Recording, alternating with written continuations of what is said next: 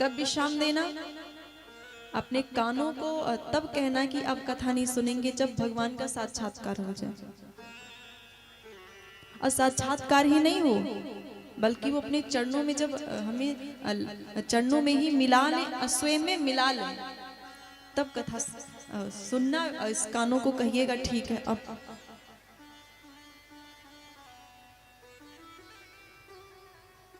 विश्राम किसे कहते हैं? देखो विश्राम में इसको विश्राम को यदि तोड़ो इस शब्द को तो दो चीजें आती हैं। संधि विच्छेद करो, विश्राम को तोड़ो, दो में कैसे क्या आएगा? तो विष प्लस राम, विष राम। तो विष और राम जब मिल जाते हैं तो क्या हो जाता है? विश्राम हो जाता है। शंकर जी ने विष पिया और विष पिया और मुख खोल के रा कह करके विष पिया उन्होंने, और माँ कह करके मुख बंद कर दिया। अब विष और राम मिल गए तो क्या हो गया? विश्राम हो गया। तो हमारे मन को विश्राम कब प्राप्त होगा? जब हमारे इस विष से भरे मन में राम जी जुड़ जाएंगे जाके, तब हो जाएगा विश्राम।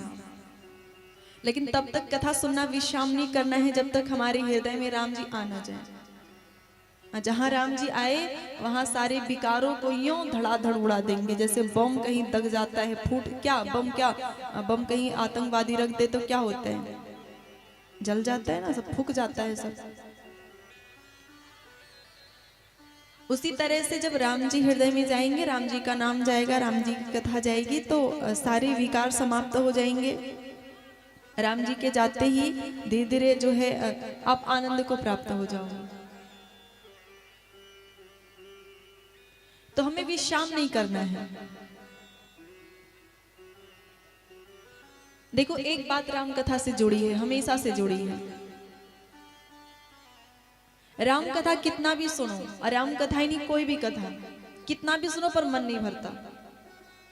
कभी ये नहीं लगता कि बहुत सुन लिया आप चलो नहीं जाएंगे, रहने दो, बहुत सुन लिया, रोज ही तो 6 दिन सुना, रहने दो, सोते हैं बैठ, क्या करेंगे। कभी ऐसा जो है नहीं लगता कि नहीं नहीं जी अब तो कथा हो गया, आप नहीं सुनेंगे कथा। ऐसा हमें कभी लगा ही नहीं। ऐसा क्यों होता है? इसका राज क्या है? इसका राज क्या है? तो बोले हमारा मन तब तक कथा में लगा रहेगा, तब तक हम कथा सुनते रहेंगे जब तक भीतर जो गुप्त राम बैठे हैं वो सामने ना आ जाए। राम और कृष्ण हमारे हृदय में बैठे हैं, पक्की बात है। यदि वो ना हो तो हम चल कैसे पाए? राम और कृष्ण हमारे हृदय में बैठे हैं, ये तो पक्की बात है, लेकिन हम चाहते हैं कि वो हमारे समक्ष आ जाएं, और इसीलिए कथा सुनते रहते हैं। कभी कथा सुनना हम सब बंद नहीं करेंगे। तो इसलिए राज यह है, इसलिए मन नहीं भरता, क्योंकि हम सामने लाना चाहते हैं, इसलिए कथा सुनते रहते हैं, और कथा से मन कभी भरता नहीं है। आज विश्राम दिवस की कथा है। कल हम सबने कथा में श्रवण किया था भगवान का विवाह उत्सव। और देखो बहुत सारे भगवान के अवतार हुए, लेकिन और सारे अवतारों में विवाह का उतना आनंद नहीं आया जितना राम अवतार में आया। और संत भक्त तो ये कहते हैं कि राम जी का अवतार ही इसीलिए हुआ है ताकि भक्तों को विवाह का आनंद मिले। अब देखो भगवान का अवतार कई प्रकार से हुआ है, कच्छप अवतार हुआ है, तो बताओ कछुआ विवाह कैसे होगा? होगा तो आनंद नहीं ना आएगा। हम लोगों को कैसे आनंद आए? अब देखो कृष्ण अवतार में आए तो उसमें भी जो है चटमंगनी पट ब्याह और सब भागा दौड़ी में विवाह हो गया, आनंद नहीं आया। वामन अवतार हुआ, 12 अवतार हुआ, तो इस समय विवाह का आनंद नहीं। तो इसलिए भक्त कहते हैं कि राम अवतार भगवान ने लिया ही इसलिए था ताकि लोगों को विवाह का आनंद मिले। अब देखो जयमाल हुआ भगवान का, और जयमाल के पश्चात पत्र गया अयोध्या। अयोध्या वालों को कुछ पता नहीं है, इधर राम जी की विवाह पक्की हो गई, पिताजी को पता ही नहीं। अयोध्या में किसी को पता ही नहीं, इधर दुल्हा जो है दुल्हा बन बैठे राम जी। पत्र गया पत्र में सब कुछ लिखा था, ताड़का वध से लेकर के धनुष तोड़ने तक की बात। जब पहुंचा पत्र तो उस समय अयोध्या में कुछ आयोजन हुआ था। उस समय अयोध्या में जो है कैकेयी माँ के लिए महल बना था, उसका गृह प्रवेश हो रहा था। जिस समय पत्र पहुंचा, कैकेयी मैया ने स्वप्न देखा था, स्वप्न में एक सुंदर महल देखा था। तो उन्होंने जो है दशरथ जी से कहा, वो सबसे छोटी रानी है तो बड़ी जो है ज्यादा जो है जिद करती, हट बहुत करती हैं, सबसे छोटी हैं। तो उन्होंने कहा सपने में जो महल मैंने देखा वो मुझे चाहिए। दशरथ जी ने कहा कि अब सपने का महल कैसे ला सकते? बोले नहीं, हमें चाहिए तो चाहिए। अच्छा, अब दशरथ जी ने सोचा किसी तरह तो बनवाना पड़ेगा। सब विश्वकर्मा जी से उन्होंने बात करा, विश्वकर्मा जी से उन्होंने बात करा। तो विश्वकर्मा जी ने उस सपने का महल बनाया। विश्वकर्मा जी ने सपने का महल बनाया और उसमें अब कैकेयी माँ का गृह प्रवेश हो रहा था, पूजा हो रही थी। और गृह प्रवेश अब प्रथम कदम जाने ही वाला था, तब तक पत्र आ गया। और पत्र जब पढ़ के सुनाया गया तो कैकेयी माँ तो एकदम भाव विभोर हो गई, मोर की तरह नाचने लगी। अच्छा, मेरे राम का विवाह, मेरे राम का विवाह।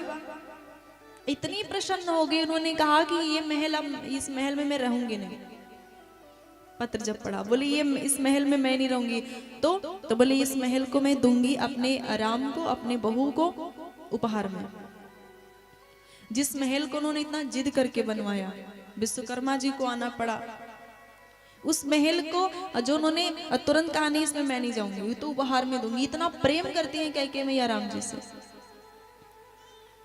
और वह जो महल है वो जो है कनक भवन के नाम से जाना जाता है, वह स्वर्ण का महल था। और अभी कनक भवन है ना अयोध्या में, कनक बिहारी सरकार। तो वह जो महल है उस स्थान पे जो वो स्वर्ण का महल था, जो विश्वकर्मा जी ने बनाया। तो जब राम जी विवाह करके आए थे तो सीता जी को मुंह दिखाई में कैकेयी माँ ने वही कनक भवन दिया था। वो स्वर्ण का था जब विश्वकर्मा जी ने बनाया था। तो वो कनक बिहारी सरकार वही उसी में विराजते थे राम जी सीता जी। और वो कनक भवन अभी भी है, वो अभी भी है। अच्छा, उसमें जो है पहले स्वर्ण का था वो, लेकिन अब स्वर्ण का नहीं है। लेकिन आज भी सबसे ज्यादा स्वर्ण उसी में लगा हुआ है, सोना।